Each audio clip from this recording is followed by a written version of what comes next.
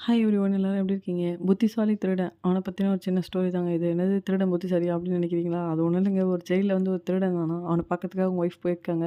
போகும்போது அவங்க என்ன சொல்லி ஃபீல் பண்ணியிருக்காங்கன்னா, "நீ வேற வீட்ல இல்ல. அதனால ரொம்ப கஷ்டமா இருக்கு. சாப்பாடு செலவுக்குலாம் என்ன பண்றதுன்னு தெரியல. நம்ம வீட்டு பின்னாடி விவசாயம் பண்ணலான்னு பார்த்தா, அங்க வெறும் பாறையா இருக்கு. அந்த மண்ண எப்படி நான் தோண்டி, எப்படி சரி பண்ணி, எப்படி பண்ண போறேன்னு தெரியலன்னு" சொல்லியிருக்காங்க. அத கேட்ட அந்த திருடன் என்ன சொல்லியிருக்கான், "நீ அவசரப்பட்டு மடத்தனமா அந்த மாரிலாம் எதுவும் பண்ணி வைக்காத. நான் கொள்ளடிச்ச தங்கத்தெல்லாம் அங்க தான் பதுக்கி வச்சிருக்கேன்னு" சொல்லியிருக்கான். இத கேட்ட போலீஸு அவனுக்கே தெரியாம அடுத்த நாள் போய் அந்த இடத்த தோண்டி பார்த்துருக்காங்க. ஆனா, அங்க ஒண்ணுமே கிடைக்கல. அவங்க ஏமாந்து போய் ரிட்டர்ன் போயிட்டாங்க.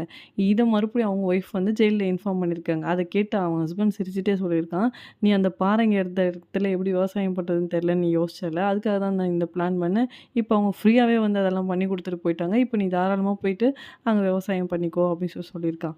இத கேட்டு அவங்க மனைவி வந்து இத கேட்டு அவங்க மனைவி வந்து சிரிச்சிருக்காங்க. இதுலேருந்து நம்ம என்ன தெரிஞ்சுக்கணும்னா, நம்ம எங்க இருக்கோன்றது முக்கியம் இல்ல. எங்க இருந்தாலும் எவ்வளோ புத்திசாலித்தனமா யோசிக்கிறோம்னு தாங்க